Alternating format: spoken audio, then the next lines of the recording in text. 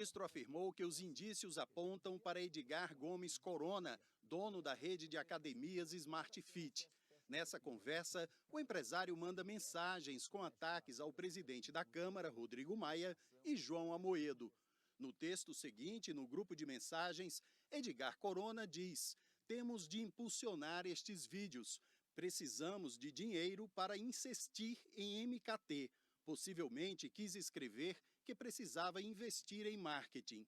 Os outros possíveis financiadores investigados são Luciano Hang, dono das lojas Avan, um apoiador de Bolsonaro desde a campanha eleitoral; Otávio Oscar Facuri, que atua no ramo imobiliário; Reinaldo Bianchi Júnior, humorista; Winston Rodrigues Lima, militar da reserva, dono de um site que apoia o presidente.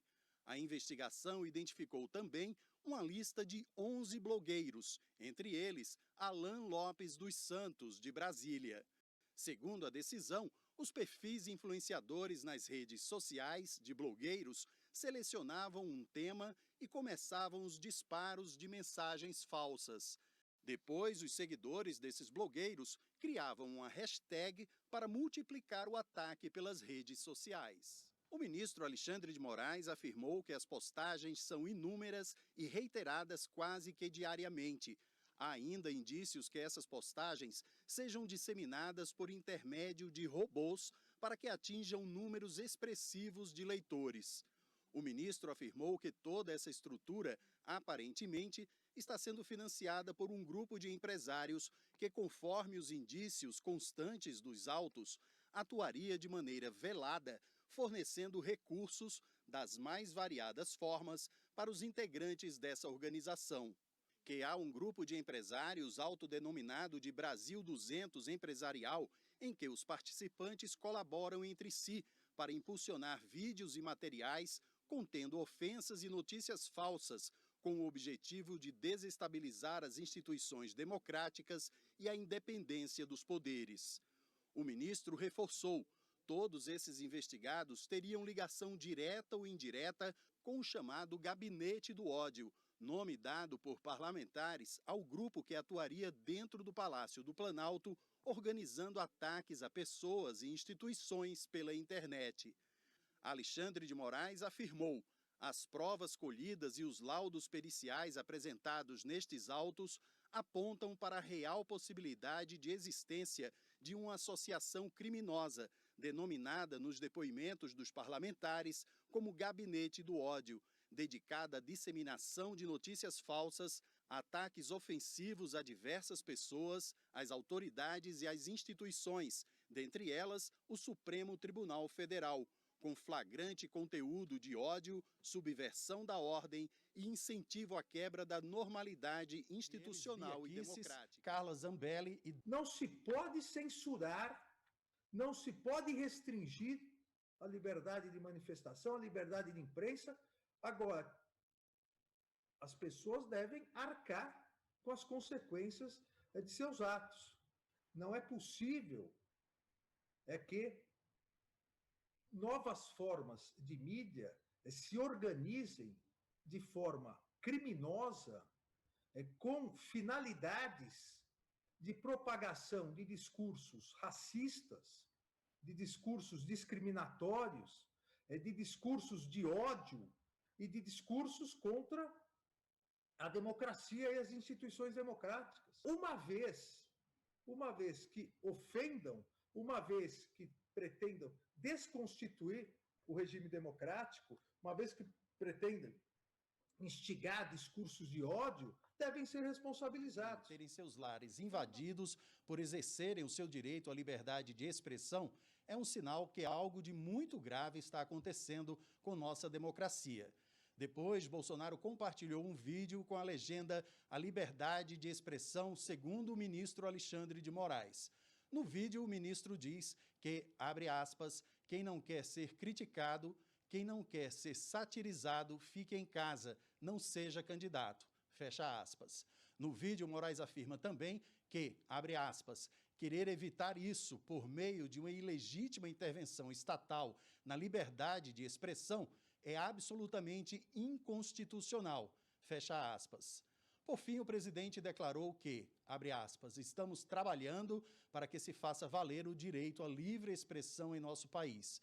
Nenhuma violação desse princípio deve ser aceita passivamente, fecha aspas. O ex-ministro da Justiça, Sérgio Moro, disse que a Polícia Federal tem que trabalhar com autonomia, que sejam apurados os supostos crimes no Rio de Janeiro e também identificados os autores da rede de fake news e de ofensas em massa.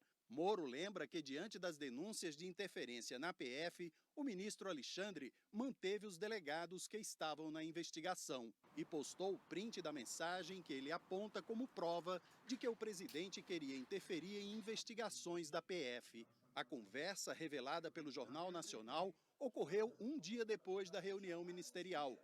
Bolsonaro envia uma notícia que diz PF na cola de 10 a 12 deputados bolsonaristas e afirma mais um motivo para a troca. Moro responde, esse inquérito é conduzido pelo ministro Alexandre no STF, se referindo ao ministro Alexandre de Moraes. Diligências por ele determinadas, quebras por ele determinadas, buscas por ele determinadas. Esse print faz parte de uma outra investigação conduzida pelo ministro Celso de Mello. Aliados e integrantes do governo criticaram o inquérito. O ministro da Justiça, André Mendonça, que no passado defendeu a constitucionalidade do inquérito, hoje disse que, ao povo, é garantido o inalienável direito de criticar seus representantes e instituições de quaisquer dos poderes. Além disso, aos parlamentares é garantida a ampla imunidade por suas opiniões, palavras e votos. Intimidar ou tentar cercear esses direitos é um atentado à própria democracia. Sobre a mudança de postura, disse que quando era advogado-geral da União, só analisou a constitucionalidade e não o mérito, e que agora, como ministro, defende que todas as investigações sejam submetidas às regras do Estado democrático de direito, sem que sejam violados pilares fundamentais e irrenunciáveis da democracia. Na decisão que autorizou a operação, Alexandre de Moraes não pede investigação de críticas ou opiniões, e sim de notícias fraudulentas, fake news, falsas comunicações de crimes, denunciações caluniosas e ameaças.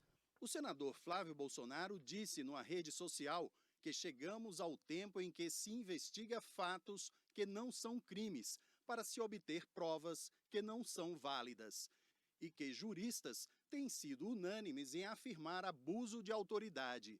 A relatora da Comissão Parlamentar de Inquérito que investiga no Congresso as fake news, deputada Lídice da Mata, do PSB, disse que as ações promovidas pela operação da PF reafirmam o que já era conhecido pelos membros da CPMI, uma rede financiada por alguns empresários e com recursos públicos, integrada por vários políticos e agentes públicos, para disseminação de informações falsas no Brasil, com o objetivo de manchar biografias, espalhar o caos e o medo e influenciar pleitos eleitorais.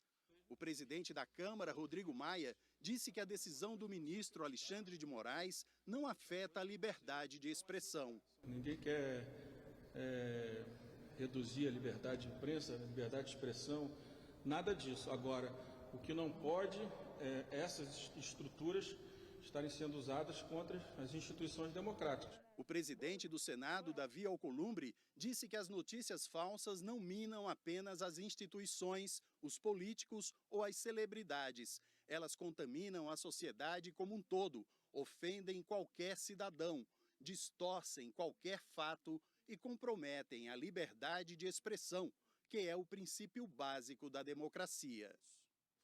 Esta Corte mantém-se vigilante contra qualquer forma de agressão à instituição, na medida em que ofendê-la representa notório desprezo pela democracia. Certamente, o espírito democrático requer diálogos entre diferentes, para que todos possamos conviver como iguais em nossa diversidade de valores e sempre sob tolerância recíproca.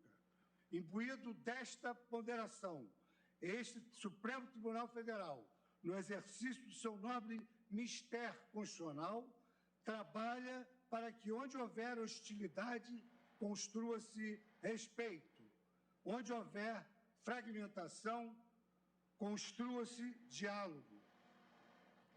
E onde houver antagonismo, estimula-se a cooperação e a harmonia.